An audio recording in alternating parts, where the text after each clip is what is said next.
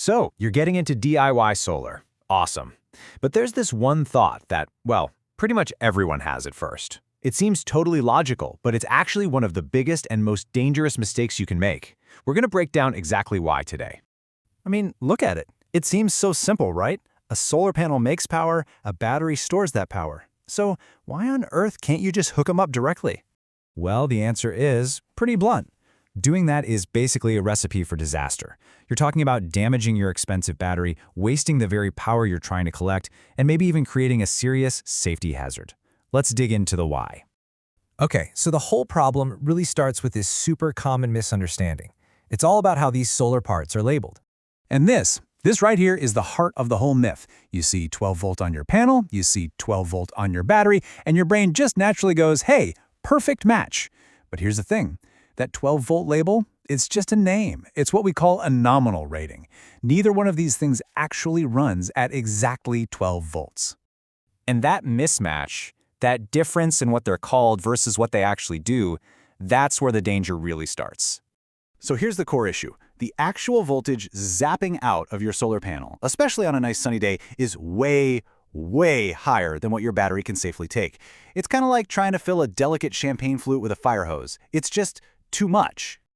I mean, check this out. A standard 12-volt panel, just sitting there in the sun, not connected to anything, it can be putting out something like 22 volts. That's its open circuit voltage, or VOC for short.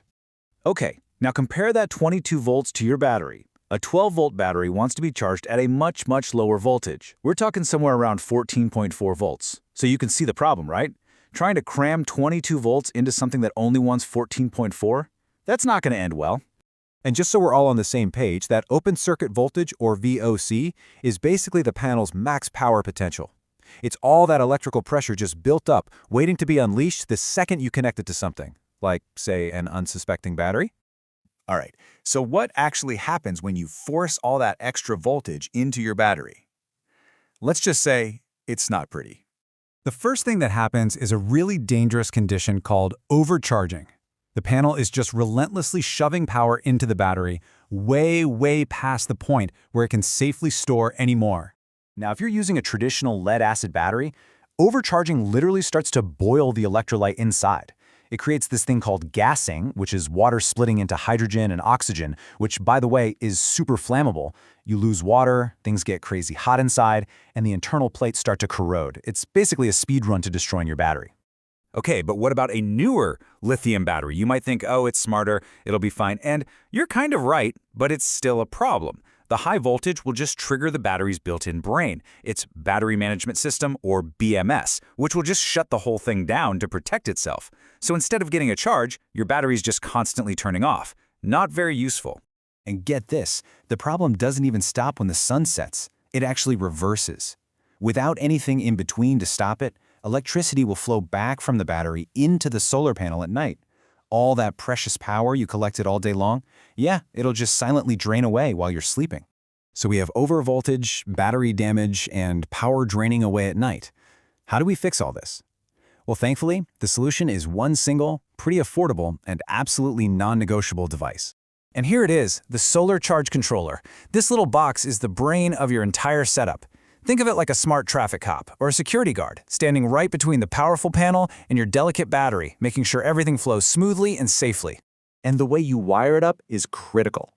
Power goes from the solar panel into the charge controller, and then the controller safely feeds it to the battery. Panel, controller, battery. That's the only way. It's not a suggestion, it's the rule. So this controller really has three crucial jobs. First, it's a voltage regulator. It takes that high, wild 22 volts from the panel and tames it down to a safe 14.4 volts for the battery. Second, it's an intelligent charger, managing the battery's health with different stages. And third, it's a one-way door, completely blocking that reverse current at night so your battery doesn't drain. And this smart charging part is really where the controller proves its worth. It doesn't just blast power in there. It uses these very specific stages. You've got the bulk stage, which gets the battery up to about 80% full, fast. Then it switches to absorption, which is like a slow and careful topping off. And finally, float, which is just a tiny trickle charge to keep it perfectly full without any stress. And you can see why this is so important, right? Without these stages, connecting a panel directly is like force-feeding your battery, even when it's completely full. That constant, unregulated power is precisely what kills it. All of this really boils down to one single, incredibly important takeaway. This is the golden rule you just cannot break if you want your system to work. There it is. Say it with me. Never connect a solar panel directly to a battery. Simple, direct, and absolutely essential. Burn this into your brain. Look, the charge controller isn't just some optional nice-to-have accessory. It is the component that makes your whole investment worthwhile. It guarantees safety, it boosts efficiency by saving your power at night, and it ensures the longevity of your very expensive batteries. So the bottom line is always use a charge controller. It's the key to a safe, efficient, and long-lasting system. Your batteries will thank you for it. Now, with that in mind, I'm really curious to hear from you. What's the biggest solar mistake you've ever seen, or hey, maybe even made yourself? We've all been there. Let us know.